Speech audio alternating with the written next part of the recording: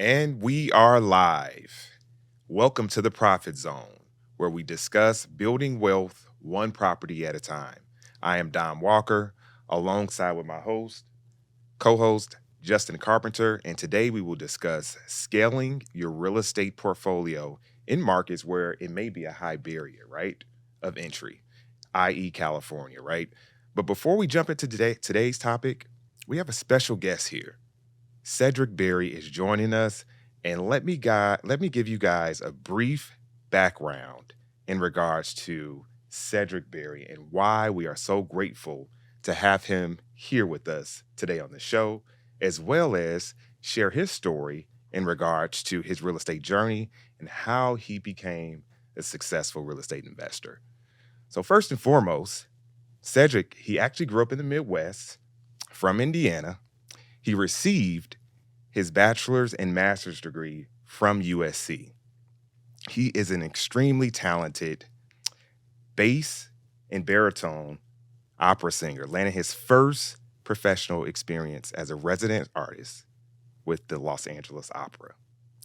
Also, he's landed European stage appearances in Spain, Madrid, as well as Paris, France. Cedric has been an LA resident for over 25 years, and he's acquired a portfolio of properties in Los Angeles as well as in the Midwest, specifically on the multifamily side as well as the single family side. Cedric, welcome to the Profit Zone. Thank you. How are you feeling today? I'm feeling good today. You?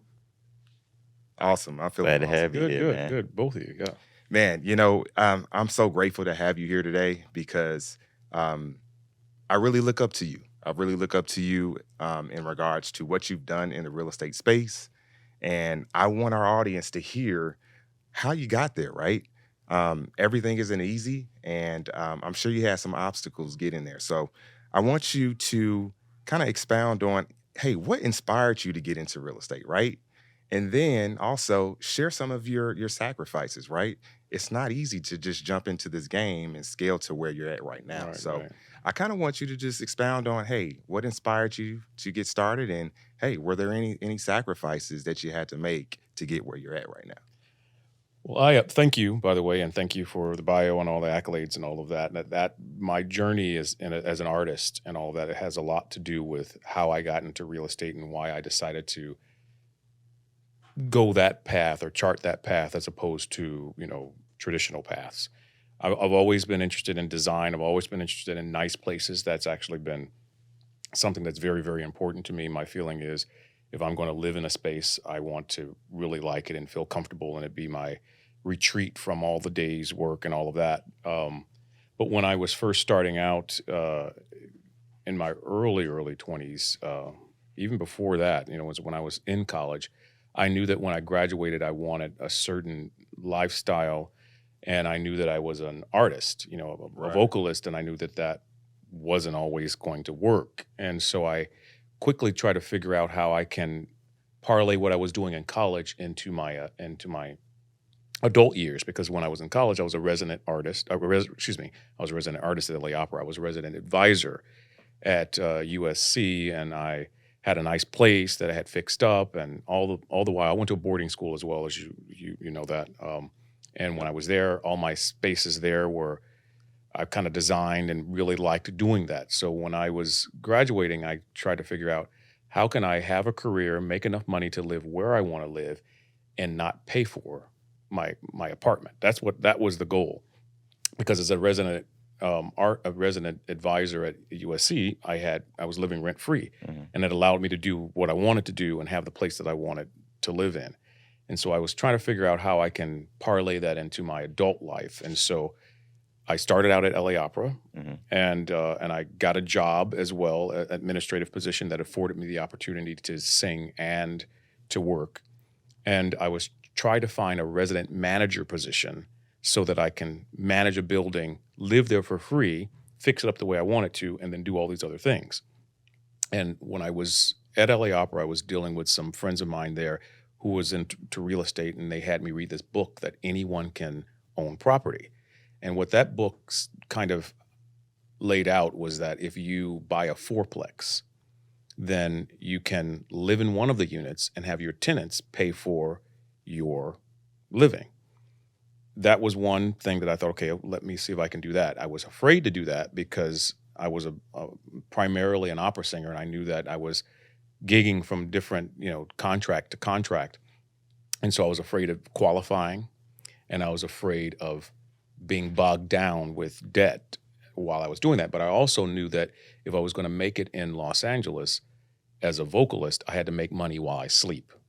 And so I figured, okay, so this real estate route or path is probably the best thing for me to do.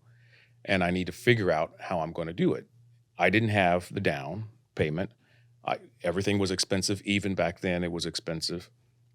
So I teamed up with a friend from college, Wow. and we bought our first property together, lived in 2 of the units, and had the other 2 units eventually within a year. All of my properties within a year, I always have it paid. I always have it producing income. That was Cash like flow. cash flow, exactly. And so we did. We lived in 2 of the units, rented out the other 2 units, and within a year, the building was paid, the mortgage and everything, and we turned a profit, although we were still living there. And so we Wow. did that for a while, and then I eventually bought him out and turned the building into what I wanted it to be, and lived there rent free, which allowed me to parlay that building into another building, into another building, into another building, and that's how I got started. Mm. I know Got it's a it. long answer, but that's the first part of it. At That's least. amazing, man. That's very amazing in here. So, you venturing into that space, what sacrifices would you say you had to make? Being a college student, wanting to get into real estate, wanting to explore the path of financial freedom and essentially live for free.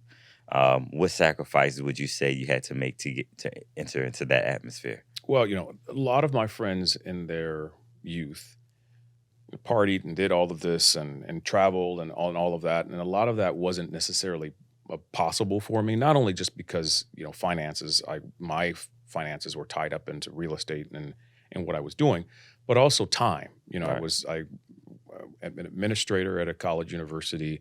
I owned properties and was managing those properties, and I sang all the time. So I really couldn't do things. And so I sacrificed a lot of social things, a lot of traveling, a lot of, what a lot of people like to do in their youth, but I knew that it would pay off in general. And what I would do is I would target specific times when I was able to do things, and I would be very organized about my time.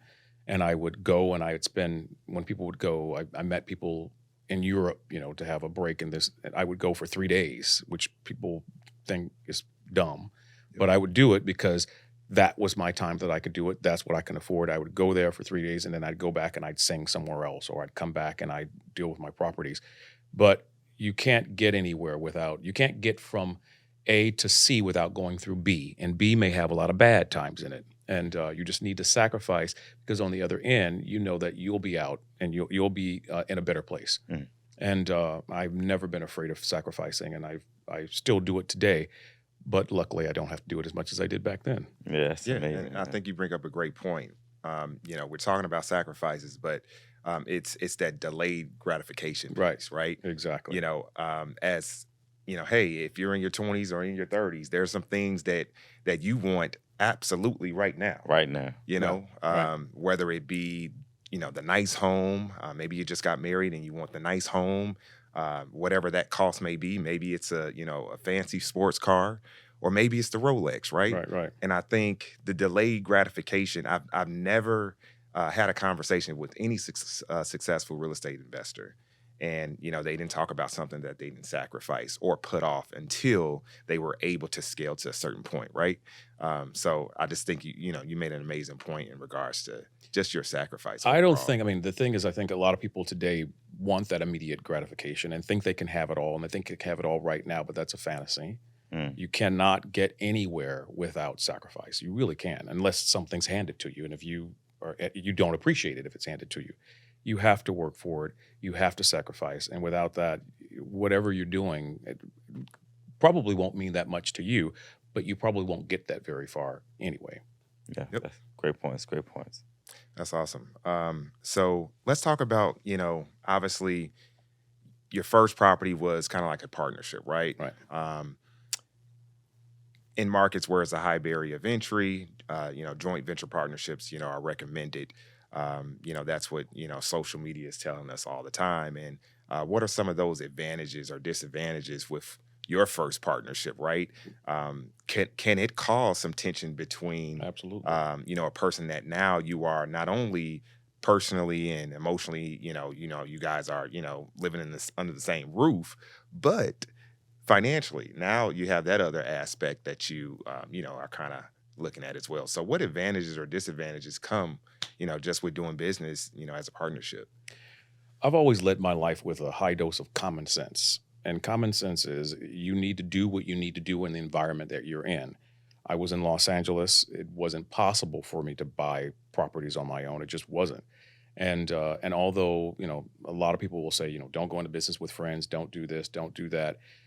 You have to do what you have to do to be where you want to be. And I wanted to make money eventually while I sleep. And I knew that my goals and everything that I wanted to do was tied into that, being able to do that. And so, and I was working a bunch of jobs. I was working I was full time in my university administrative role, and I was full time basically as an opera singer. But at that time, I was getting 2 paychecks, Mm. and every time my bank account would top 20, 30,000 at the time, I would find whoever I thought was astute enough to be in business with me, and I would talk to them about what they could do. Wow. And I've actually put at least 3 or 4 individuals on the map of financial freedom by bringing them in. We buy a property together. We either sold the property or owned the property together, and we eventually, one of us bought each. Well, I've been the one that's bought the other one out Mhm. usually, but it's always worked out for all of my business partners. And is there tension? Look, you need to live life, figure out what's important to you, and do what you need to do to get to where you want to be. And so, yes, there can be tensions, and yes, there are tensions. But I'm the type of person that's going to put in the effort to do what I need to do Right. to be where I want to be, and it's always worked out. And actually, the tension, just you can overlook certain things, and you just know that that this is your reality, and you're doing this for a goal, and you keep working until you achieve that goal. So yes, there were tensions, but not big tensions Okay. ever in any of my partnerships, really. That's good to know. Good to know. I just want to make one point notice. He said, I'm usually the one that actually buys the other partner. Right? Big time. That's big time right there, though. Yeah, I hope that don't go over their He had head to for sure. slide that in. You know what I'm Yeah, saying? most definitely. So look, man, we want to get into your strategy, right? So you bought your first property. Wanted to key in on what are you looking for when it comes to buying a deal? Is it value add? Is it turnkey? What's your style as you attack the game of real estate investing, and what has proven to be most beneficial to you? Well, I've learned a lot. I mean, a lot of things I learned by doing. Okay. But it really depends on what market you're in that will produce the best strategy to determine what the best strategy is for that place. As you guys said earlier, I did some investing in the Midwest, Right. but most of my investments have been here in Los Angeles, which you have to be as creative as you possibly can to make it work. I mean, I was one of my opera singer friends that got me into real estate. He said, you need to learn creative financing. You need to figure out how to do what you need to do to be where you want to be. And I didn't understand it at first, but you put your best foot forward. I work a lot of different jobs, but I kept my W-2 income because that W-2 income can produce a loan for you easier than 1099 income from contracts and Exactly. trying to cobble it together. I partnered up, by the way, and you know you're in the finance area, Mhm. with a broker Okay. who knows my portfolio, knows my tax returns, knows my income, and can make it work because my portfolio is so complicated that I would submit my loan information to a regular loan person. And because it's so complicated, they deny you off the spot Yeah. because they're like, I'm not going, they don't want to, it's too complicated. So I partnered with a person who knows, he's already gone through all the detail. He already has my package clean and he can submit it to any underwriter and they can approve me for, whatever I need to be approved for because he's already put the numbers together that outline what my buying power is. And your buying power, of course, increases with each property that you get because your income from the properties gets parlayed into your income, at least Exactly. 75% of it, which makes your buying power a lot greater. So I've actually talked so much, I forgot your main question because I want to get to the Oh point. no, that's all You- good. Pretty much, Oh, your strategy. strategy when you So see a deal, this is my strategy. Gut. go It's with it. it's my gut. You know enough about you should, if you're getting into this, you should have figured out enough about finances, your comfort level, Of risk. and your level of risk and what you want to do, and you can basically look at properties and decide, okay, this is a good deal and this is not a good. I always knew what a good deal was, and I passed up on way too many good deals that would put me at a far different level than I'm at right now. But I just didn't have the situation going on that allowed me to do it. But had I done it, it'd be a different situation. But I did enough of them that felt good, and they all turned out to be pretty good deals. But for this podcast, it always boils down to the numbers. And in LA, turnkey is not really possible. I mean, come on, it's just not possible. It's not possible because turnkey is subjective, and I've never seen a turnkey place that didn't need what I wanted to put on it. So why would I spend hundreds of thousands of dollars more for a turnkey place when I can just get and do what they did? You go back to, it may not be a horrible, tear down, but something that needs some work, because I'm going to put work into whatever I purchase Day anyway, one. because I have a strategy of how to market it to make more money from that property. And so I'm going to do that regardless of what property it is. So why get something that someone else tried to do that they think is going to be marketable? Get something that is cheaper and figure it out and put your spin on it. That I have a whole way of doing things that will produce the income that I need it to produce. And here in LA, I knock on wood, which is not around.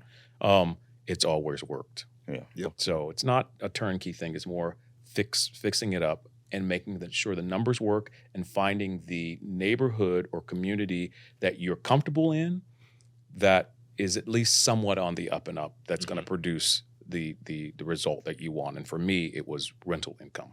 Nice. Yeah, Dom and I talk about that a lot.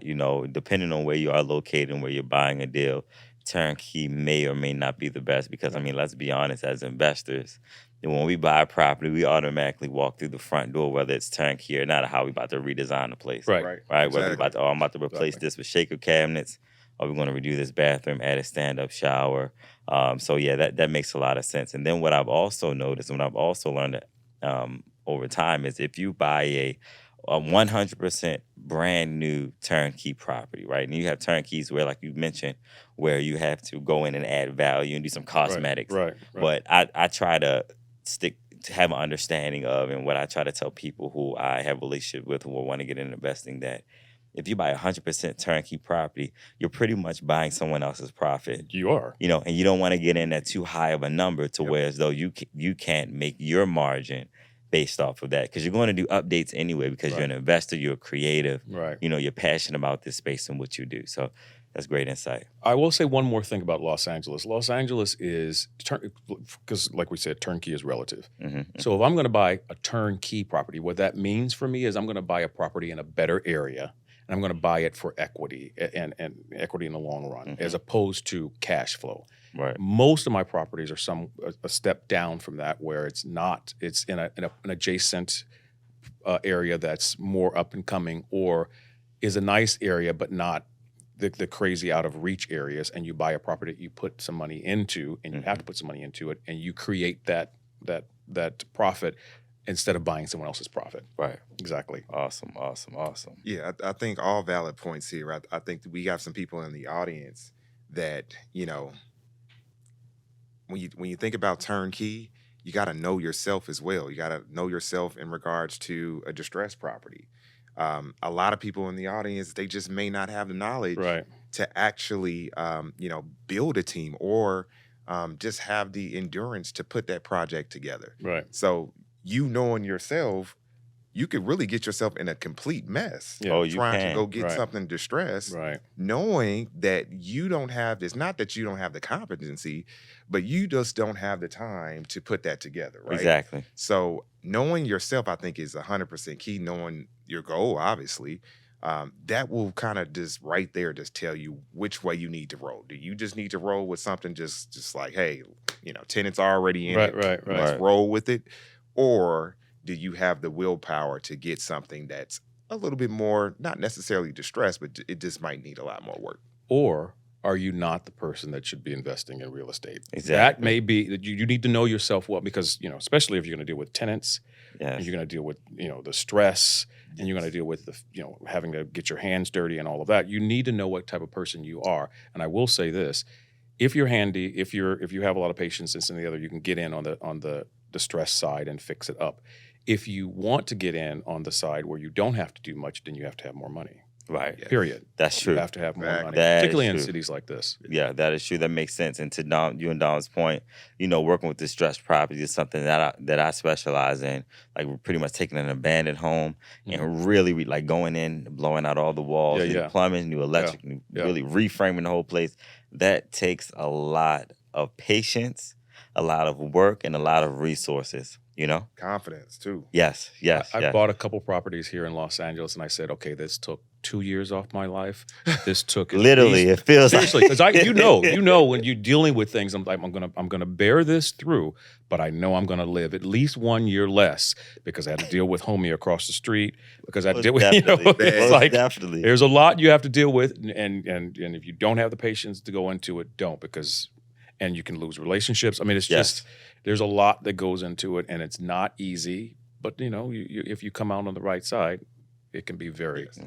And then to your point where you said, someone you have to understanding who you are, that you may not be the person to want to invest in real estate, right? So there's a lot of people that I encounter who have questions about real estate and think it's just a microwave thing. Right. We all know you don't wait to buy real estate, you buy real estate and wait.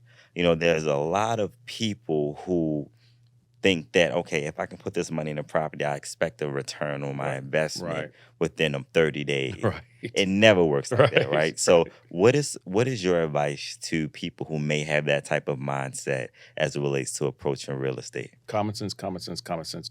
Do the numbers. Right. Do the numbers. Probability. If let's say it's an investment property and you're renting it, get the comps. Look on Craigslist or whatever site that you go to that figures out how much you can get for rent in that area. See what what you're paying for the property, what the return will be, and that'll tell you right there. I mean, it's not gonna. The numbers usually don't lie unless you're lying to put the numbers together. Right. So know what it is and know the reality of it, and know this: there's not a lot of big return here in Los Angeles. That I bought those. Did you? It's really there's not a lot of.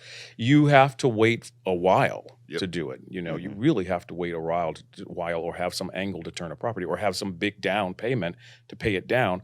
Because if there was, it's not the gold rush era. If that was the case, everyone will be doing it. And there's too many people here, and there's too much competition here, and they have more dollars than you do. I can guarantee you. Right. Right. And they have more resources, and so know the reality of where you are, and it may not be where you should be investing. Go back to Indiana, which is still competitive, or go back to Kansas or wherever.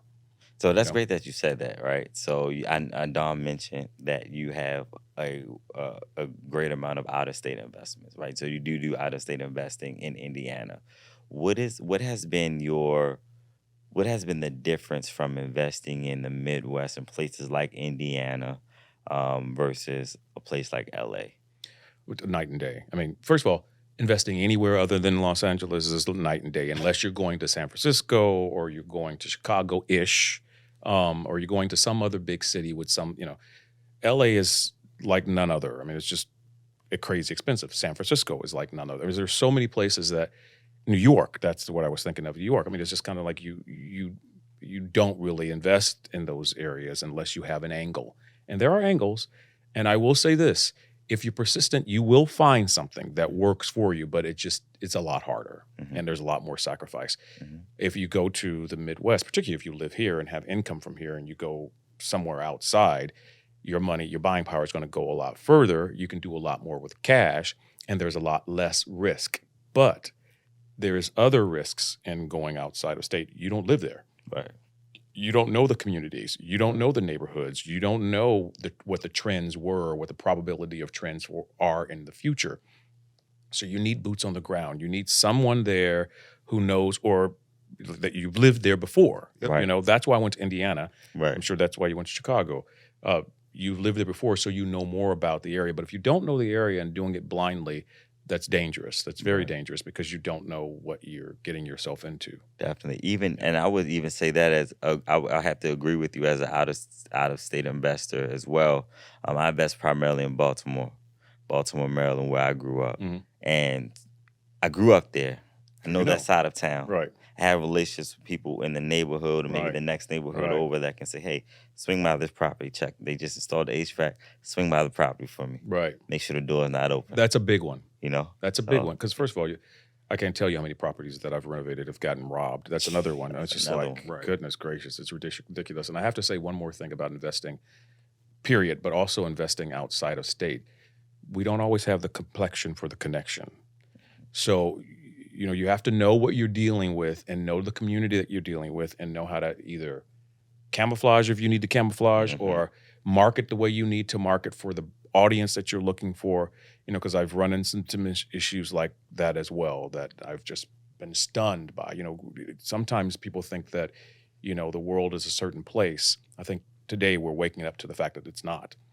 Yep. But I've come to the realization that we're in the bubble, you know, where it's harmony, and well, it's not always harmony, but you think it's the world is in a more advanced place than it actually is. But you step outside of cities, you know, any metropolitan area, there are other factors at play that can mess with your investment as well. And I ran into that a couple times. I just figured I would No, that's a great confess point. it. Yeah. I mean, it's all a part of the game. It- You know, it you is. never, real estate is so unpredictable. Yeah, you're know. selling something. Exactly. For Yeah. sure. To your point, I'm in a situation just like that as we speak. Yeah. I have a 10-unit property in, right outside of Chicago in a smaller city, but the city in itself, it has specific laws in regards to updates, Mm-hmm. and how you can go about doing that, right? They're not really for our complexion. And at the end of the day, Or giving you the resources, or letting you in on what it is, or buying your property if they know it's your property. I mean, it goes, Exactly. it runs deep, So, and you know, it if I can have- blind you. if I have a couple building code violations on my building, they want me to go through one of their general contractors. I can't do the work myself. I have to pick from their list, right? So it's little things like that obviously they're not kind of just, screaming, Right. Right. obviously, racism or Right, anything. right, But right. it's those are the type of things that could knock you down as a Could real easily estate knock investor. you down, and it easily cost you a lot more money. And I'm Yeah. going through something like that in the hills right now. It's just, it is what it is. But being aware, the more aware you are and using your common sense, just know that, things aren't always going to be easy for you. Yep. That's good to And know. figuring out the angle that will make it easier for you. That's Agree. good to As a know. real estate investor, I think our job is to find solutions. Yeah. No matter what, on any given day, we have to find a solution. Right. No matter the obstacle. But I kind of want to spin it back and kind of revisit the conversation of design and your inspiration, Mhm. right? This guy, he literally has a property, and it was highlighted on HGTV. That's big time. That's big, right? Big time. So you can see he takes interior design very, very seriously. And I just want you to share with the audience, hey, where do you get your inspiration from? Obviously, for you to be highlighted on national, syndication, I mean, obviously this had to be something serious, Mhm. right? And I've seen the property, and it's amazing. So how do you stay inspired, and where do you get inspired? I think the truth about ideas is that ideas are regurgitated version of others, of the ideas of others.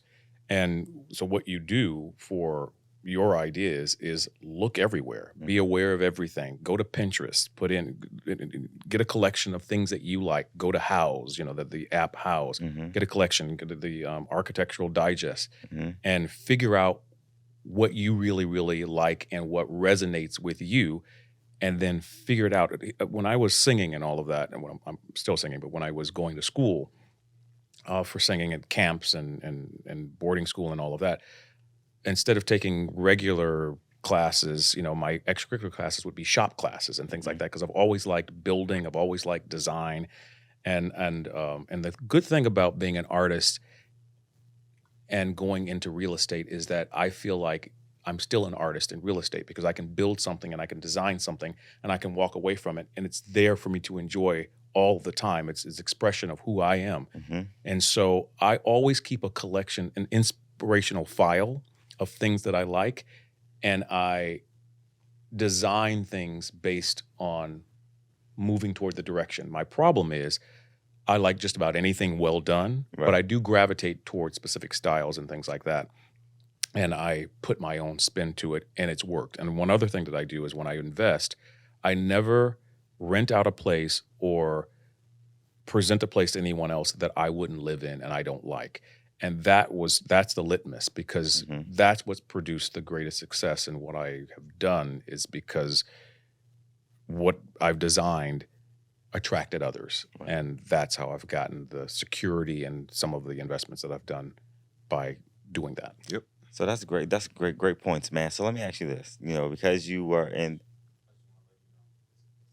Okay, we got about 15. Oh. We'll do 15 more minutes. Right. So let me ask you this. I know that you are an artist. You're a well-traveled artist, right? How much of your inspiration has come from your world travels?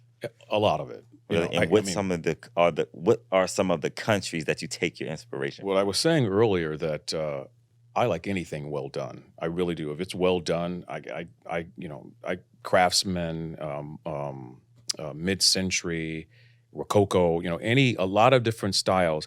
You go to France, Rococo, everywhere, all the traditional things, all over the things. I lived in the place that you knew for many, many years, and it's more traditional, craftsman, Cape Cod.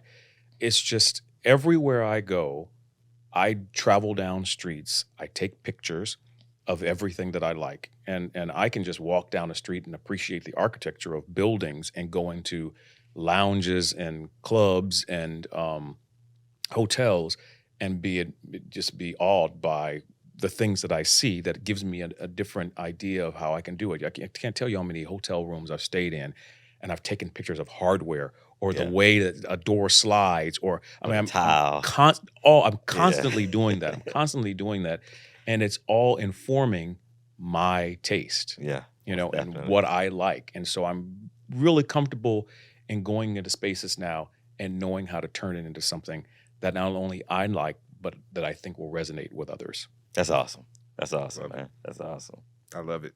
Want to kind of dial back and kind of go into one of your most profitable deals. I think in real estate, sometimes you have wins, sometimes you have losses. Want to go into a huge success story that you may have had, and maybe that deal funded your next deal. Share with us one of your most profitable deals. Well, first of all, I think in a real estate, if you're thinking about it and doing it, everything is a win, because even if you lose, you learn something, and that could be a bigger win than the things that you actually won. Right. Because a couple things that I haven't had any really bad investments, but my not so great investments I've learned a lot from, so that my next investment is that much better. But my best investment was my first investment. It's just timing. Timing is everything. During the crazy time and the crazy high prices, when people think that it's a mad rush, when everyone is thinking about, I gotta buy, don't buy. Because if everyone's thinking about that buying, that's that price jumping up. It's not going to be worth it. Doesn't make any sense. It's kind of like, if the numbers don't work, don't do it. But also, if everyone is hip to what's going on, then it's too late. You're already tardy to the party. Right. So wait to the next wave, because there's always going to be a downturn, and that's when you can buy. But as far as strategy and buying and better investment versus worth investment, I've always told anyone, particularly here in LA, if you find a place that you can afford on a street that you're willing to live on and you think is safe enough, buy it. Because that's what it is. Because next year, that time, you're not going to be able to afford it. And I know it, because almost everything that I passed up on that I was able to afford but didn't because of whatever or another, the next year you can't even afford it. That's just the way it is here. It's not that way everywhere, but it's definitely that way here.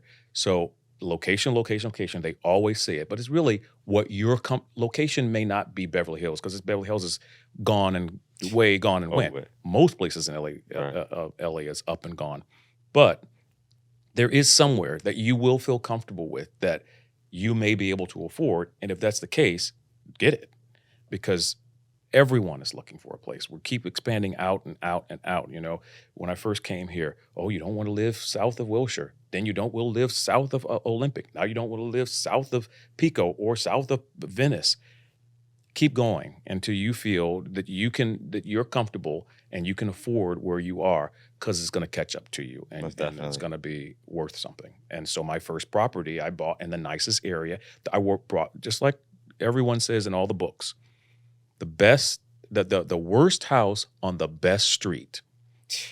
And I bought it. I guarantee you, if I showed you pictures of my first place, great street, horrible house. In fact, I'll tell you one last little story. I was doing a show, an opera up in San Luis Obispo, and I was doing a homestay. They put me up in a house, beautiful house out in the woods, with these two architects who were the head architects at the college up there, the UC up in there. I forgot the name of it. Poly. It's Poly, Cal Poly. I believe it's the name of it. And not Santa Barbara, it's north of Santa Barbara. And I had just bought my first place. And I showed them the house, and I said, you guys are architects. I want to make sure that when I'm renovating this property, I'm preserving the integrity of the property. So I showed them a picture, and they looked at it, and they laughed. And I was like, what are they doing laughing at my house? They said, it is my new house. This doesn't have architectural integrity. It's a box with windows. That's what they said. It's a box. It was a 1940s box with windows. Wow. And they said, almost anything you do to it is going to improve it. But this is what I do. And they told me, windows are always a good thing, some symmetry. And they gave me like the bare bones of design. Mm-hmm. And I did exactly what they said, and I love it. And it's turned the best profit. That property has turned the best profit. Now, Awesome. Specifically with this property, obviously this was your first one, success story. How do you know when to refinance and do a cash out, or did you sell this property and scale up? Yeah, I'm not really, because investment properties are investments. Right. I'm not really into selling properties unless in LA, and you do have these moments in LA, unless you have to, or you make a lot of sense. But most people buy and hold investments because you get more out of them, and it's going to keep going up in interest. And I've had friends who lived blocks away from this particular property I'm talking about, sold when they thought the blah blah blah, and then now it's double, I think even triple, may even be triple.